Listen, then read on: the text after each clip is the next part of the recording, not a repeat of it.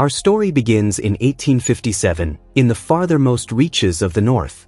A ship lies trapped, frozen solid in the ice. The ship's captain rallies his men, urging them to break through the ice as quickly as possible. They need to reach the North Pole. But suddenly, the captain hears something. An explosion echoing from 2 miles out on the ice. He and his crew rush toward the sound. What they find is horrifying. Blood splattered everywhere across the frozen wasteland. Among the carnage, they discover an injured man. His leg is badly broken. As they examine him closer, they realize something. This man's leg is a prosthetic. Then they hear it. A low, menacing growl in the distance. They quickly carry the injured man back to the ship, preparing themselves for whatever creature is out there. They assume it's a bear. But their gunshots do nothing. The bullets have no effect on this creature. When their shots do nothing, they realize the terrible truth. They need to get back on the ship now. The creature begins slaughtering the crew members with brutal efficiency. It climbs up onto the ship itself. Then it speaks. "Give him to me. It's here for the injured man." One brave crew member attacks with a blunderbuss, managing to strike the creature and knock it off the ship.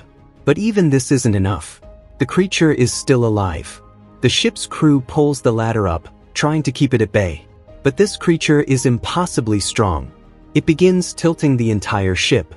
There's one shot left in the blunderbuss. The captain fires at the ice near the creature. The ice shatters, and the creature plunges into the freezing water below. Afterward, they treat the injured man's wounds. His name is Victor. Victor warns the ship's captain that the creature will return. It will keep killing all of them until they hand Victor over. Victor tells them the creature cannot die. It will come back for him. He makes them promise that when it returns, they'll throw him out onto the ice so the creature can take him. The captain asks what kind of creature this is, who could have created such a thing. Victor's answer chills them to the bone. "I created it." Victor introduces himself as Victor Frankenstein. His father gave him that name. It means conqueror. Victor begins to tell his story. He lived with his mother, while his father was a baron and a preeminent surgeon. His father married his mother for her substantial dowry and noble lineage. Whenever his father came home, the entire household bent to his will. His father would force Victor's mother to eat meat for protein because she was pregnant. Every day, Victor would sit before his guardian angel and pray, listening to his parents shouting at each other. His mother would break down, embracing Victor while crying. Victor's father despised both of them. His father taught him, and Victor was remarkably intelligent. But whenever Victor couldn't answer a question, his father wouldn't strike his hands with the stick, because Victor was meant to become a surgeon. Instead, he would strike Victor across the face.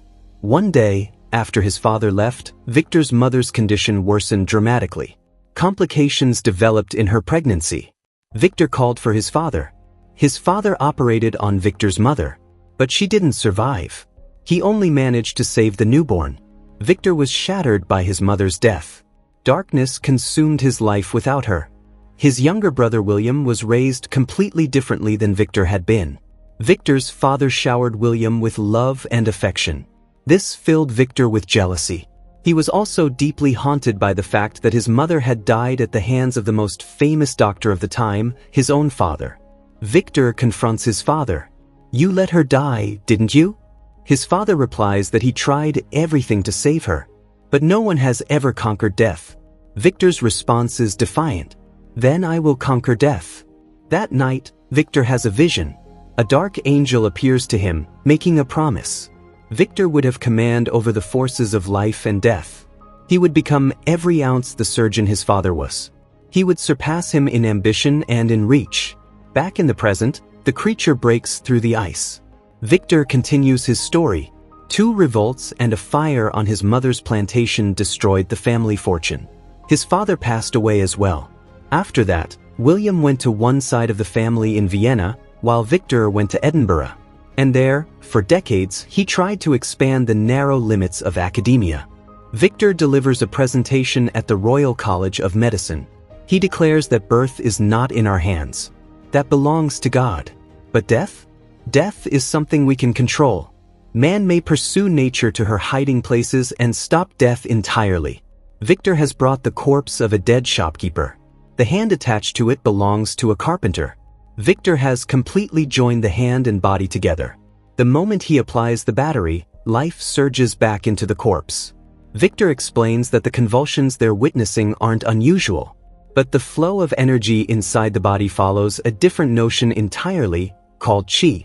The professors are outraged. This isn't some circus act. This trickery won't be tolerated here. Victor demonstrates further. He shows the dead body catching an apple. When he tells it to give him the apple, the dead body hands it over. But the professors demand he stop immediately. This is unholy. God gives life and God takes it. Watching all of this from the audience is a man named Henrik Harlanda. Victor removes the needle from the dead body, and it becomes lifeless once more. As Victor leaves, Henrik approaches him. He's brought a letter of introduction written by Victor's brother, William. Henrik tells him that William is coming to visit. He wants to introduce Victor to his fiancée, Elizabeth, who happens to be Henrik's niece. Then Henrik asks the question that's been burning in his mind. Does Victor truly believe it's possible to assemble a man with an entirely new body and give him life? Victor's response is simple. You saw it, didn't you? Henrik was deeply impressed by what he witnessed. But he challenges Victor. Can you contain your fire, or are you going to burn your hands before delivering it? Victor tells him to leave, but Henrik persists. 3 days from now, they'll meet William and Elizabeth. And that same evening, I will change your destiny. 3 days later, Victor arrives at Henrik's home. He's brought his research papers with him. Henrik understands that Victor is using the nervous system to deliver the surge of energy. But that's precisely the problem. The sustainability of the life force is very brief. It wanes and evaporates. Henrik had already figured out during the presentation that the body would die shortly. Henrik was once an army surgeon himself, but now he's an arms merchant. He asks Victor if he's ever heard of the Evelyn tables. Henrik possesses a remarkable wooden plank displaying an entire human body's lymphatic system. It moves a mere 3 liters of fluid, but it's a vast network. And the 9th configuration, an almost ethereal structure surrounding the heart, can distribute but also store energy. Seeing this, Victor suddenly understands. All of this is happening near the spinal column. Henrik makes his offer. I will endow your pursuit with unlimited resources. Victor asks what he wants in return. Henrik replies that perhaps someday he'll ask for a favor.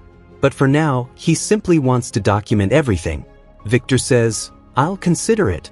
Victor steps outside and meets William. William introduces him to his fiancée, Elizabeth. The moment Victor sees Elizabeth, he's stunned. She's breathtakingly beautiful. William confronts Victor. You could have quietly continued your research. Why did you need to draw so much attention to yourself? Victor responds, You sound like our father. He believed that if he could regenerate life through divine act by physical and chemical means, why should he remain silent? Elizabeth laughs at this. Victor and Elizabeth's views couldn't be more different. Back in the present, there's commotion outside the ship. The ship's captain receives word that a watchman has spotted the creature. But the captain is determined to protect Victor. Back in the past, Victor, Henrik, and William arrive at an old tower. This is where Victor will conduct his research going forward. William will assist him with the entire project. Victor begins listing all the equipment he needs. His deal with Henrik is finalized. Victor selects a test subject from among the criminals scheduled for hanging. But there in the market, his eyes fall on Elizabeth. Elizabeth heads to a church to make a confession. Victor follows her, curious about what she needs to confess. Victor takes the father's place in the confessional. Elizabeth tells him she sinned. She's had wicked thoughts about her fiancé's brother. Victor asks if it's about lust. No, Elizabeth says. Hatred. He's an appalling and grotesque person. He tries to control and manipulate everything and everyone around him. The truth is, Elizabeth had seen Victor in the market. She knows it's him on the other side of the confessional. They end up having dinner together. Victor guesses she bought romantic books at the market, but she actually purchased books about insects. She's interested in their science. Victor finds this endearing. They begin to dance. For the first time in his life, Victor finds himself more interested in life than in death. Victor starts leaving William alone at work, telling him, I trust only you. Meanwhile, he spends his time with Elizabeth. Together, they catch a butterfly. William follows every one of Victor's instructions, preparing the entire lab. He's handled all the complex tasks. Victor begins his experiments. But one day, Henrik arrives with troubling news. Wars are becoming less frequent, and with them, his funds are drying up.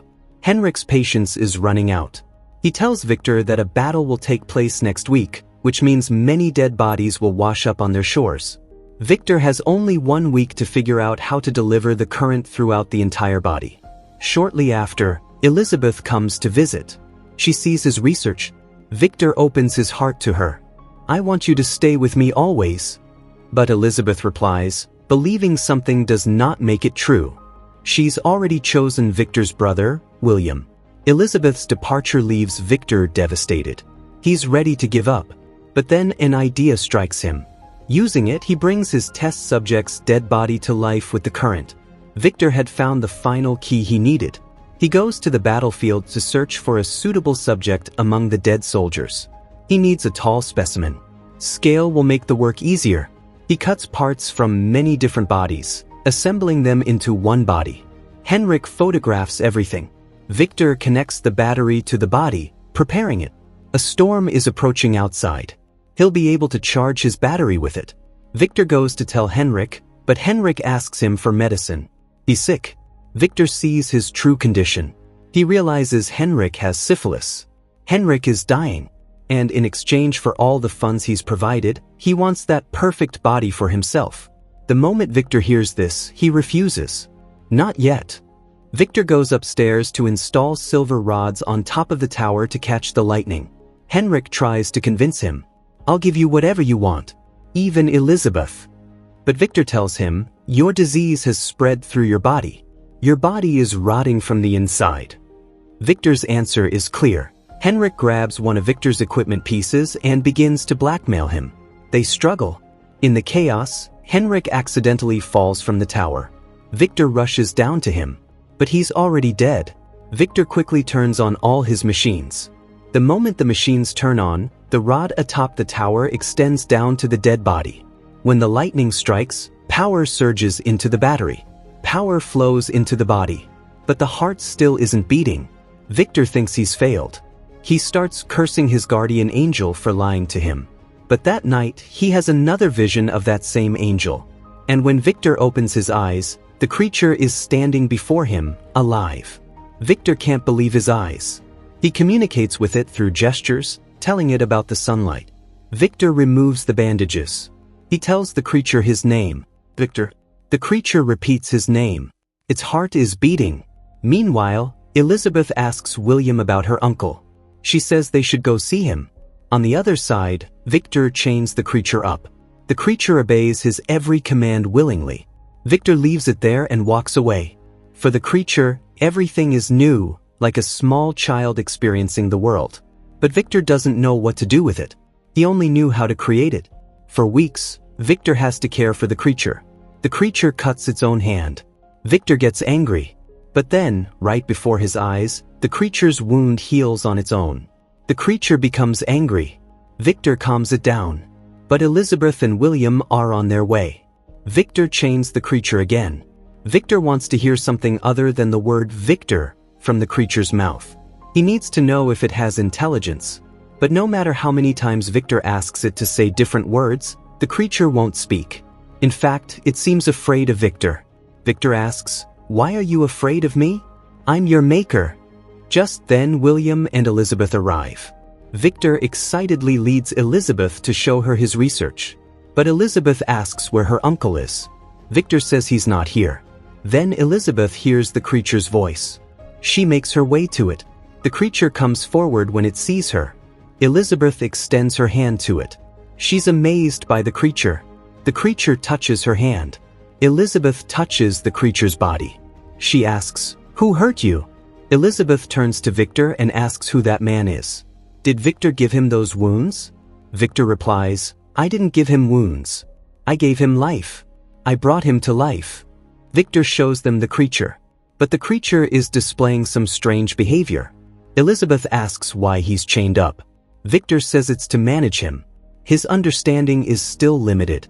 William asks Victor, "Is it intelligent?" Victor says nothing. That night, William admits what Victor did is remarkable. But of all the parts that make that man, which one holds the soul? Victor replies, "I don't know." Later, Elizabeth goes to see the creature. It's watching a leaf blow away outside. The creature sees Elizabeth and moves toward her. Elizabeth asks, "Does it hurt?" Elizabeth tells it her name and asks it to say her name. But the creature says nothing. Elizabeth gets up and leaves. And from behind, the creature says her name. Victor tells Elizabeth to stay away from the creature. It has no intelligence. Something went wrong.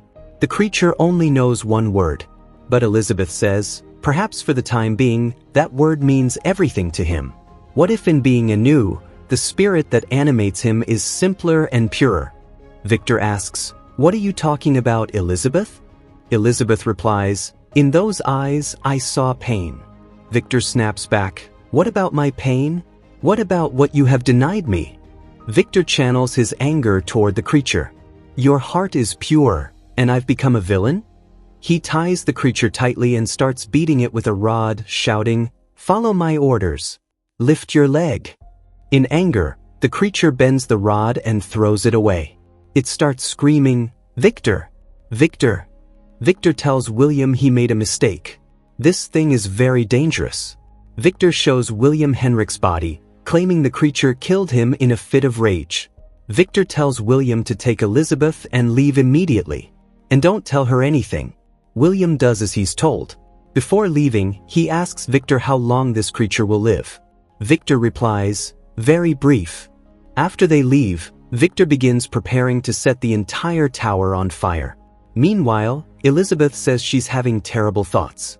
They should go back. She threatens to jump from the carriage. Back at the tower, Victor tells the creature, "Say one new word and I'll forgive you." The creature says, "Elizabeth." Hearing this, Victor goes outside and sets the fire. The flames reach the creature. The creature is screaming, "Victor! Victor!" Victor rushes back inside. But the blast throws him outside. His leg is broken. The entire tower explodes. Elizabeth and William arrive just in time to see it. But the story didn't end there. The creature has made it onto the ship. It says, "My maker told his tale. Now hear mine." The creature tells his story. When the fire started, he kept calling Victor's name. But when he realized he was alone, he decided to escape. He broke the chains and followed the water out of there. He fell into the sea. Sometime later, he regained consciousness on a shore far from the tower. The creature began observing the trees and plants of the forest. He saw skulls there. He took their clothes and wore them. In the forest, he watched a deer eating fruit, so he ate some too. He even fed fruit to the deer. But suddenly, hunters started shooting at him. The creature runs from them. Within moments, his wounds healed. But he started feeling cold. He breaks into a house. The creature sleeps in a corner. But in the morning, the people who live there return home. They're the same hunters who shot at the creature. In their family is an old man who can't see very well. Watching them talk, the creature learns words. He wants to become part of this family. So at night, he starts helping them with their work. They believe he's the spirit of the forest. The creature likes this. From that day on, he becomes their guardian angel. And on occasions, they too extended a small kindness toward him. The creature is happy. But one day, wolves attack and kill some sheep. Some hunters will go to the city to sell the old sheep. Others will hunt the wolves in the forest. But the old man wants to stay behind. Despite their insistence, he won't go with them. When he's alone, the creature appears before the old man. The old man asks who he is. The creature replies, "Traveler." The old man invites him to sit in a chair. He says there's some food right there. The creature accidentally drops and breaks a bottle. The old man says, "Don't be afraid. Don't be afraid at all." He asks about the wounds on the creature's hands and face. The old man says, "You were hiding in the mill behind us, weren't you?" He knows. Their spirit of the forest is none other than this creature. He says, "I cannot judge of your countenance, but there is something in your voice which persuades me of your goodwill and kindness." The old man asks him to stay with him. He tells him to consider him a friend. In the coming days, the creature reads many stories, like Adam and Eve. In a few days, he experiences his first snow. The creature tells the old man he wants to know who he is. In his dreams, he sees memories of different men. The creature only remembers fire and water. He only remembers one word: Victor. Searching for this word, the creature reaches the destroyed tower. Seeing the remaining research papers there, he understands how he was created. He realizes what he is. He is not even of the same nature as man. Learning the truth about himself, the creature is completely shattered. And that's when his eyes fall on Victor's full name. He knows where to find him. When the creature returns to the old man, the wolves have already attacked him. They attack the creature too. He fights them off. He kills some and scares the rest away. But the wolves have already killed the old man. In his final breaths, he speaks to the creature. The creature tells him, "I found out who I am. I'm the child of a charnel house. I'm a monster." The old man replies, "You are a good person and my friend." But just then, the old man's family returns. They shoot at the creature. They attack him. The creature kills one hunter and escapes. He makes it a short distance before collapsing. The hunters shoot him again. But after a while, he heals and comes back to life. He felt lonelier than ever. Every human has one way to escape their pain. But the creature doesn't even have that. The scene shifts to Victor. He has another vision of that angel.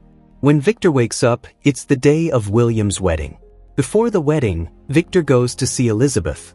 He tells her that obsession has left him. "I congratulate you and my beloved younger brother." But Elizabeth is still angry with him. She slaps him and throws him out. Elizabeth has kept the leaf the creature gave her all this time. In his room, Victor senses the creature's presence. He says, "Come out of the shadows." The creature appears before him. Victor realizes the creature is intelligent. His work wasn't flawed. And the creature wants Victor to create a companion for him. But Victor flatly refuses. "I won't create another monster. I won't make the same mistake again." The creature says he can't die. And being alone is unbearable. When Victor calls him something, the creature responds, "You made me human. Think, I feel." He's only asking for someone like himself. But Victor says, "If there are two of you, you'll reproduce. Death begetting death begetting death. A race of devils propagated upon the earth." Victor declares, "Never again will I make something like you, wicked and deformed." The creature asks, "Will your will still rule today?" The creature starts beating Victor. "If you can't give me love, then suffer my rage." Hearing the noise, Elizabeth rushes in. She and the creature see each other. But Victor shoots at the creature. Elizabeth takes the bullet herself. Victor tells everyone the creature attacked her. Elizabeth says, "Take me with you." The creature take her with him. In all this chaos, William is injured. Victor tries to save him. But William says, "I fear you, Victor. All of this started with you. You're the real monster." William dies. Victor grabs a gun. Meanwhile, the creature carries Elizabeth to a cave. Elizabeth was in love with the creature. She says, "What could be better than to die looking at you?" Gun in hand, Victor arrives there. He sees Elizabeth's dead body. The creature attacks him. "You called me a monster, didn't you? Today I'll show you savagery." He says, "I will make you humble." Victor chases after the creature, but it vanishes into the snow. For many days after, Victor searches for it. He's out hunting the creature. While resting at one spot, the creature appears before him on its own. Victor quickly loads his gun. He shoots the creature's outstretched hand. But the creature grabs him by the leg and drags him down. "You only listened to me when I hurt you." Victor has brought dynamite to kill the creature.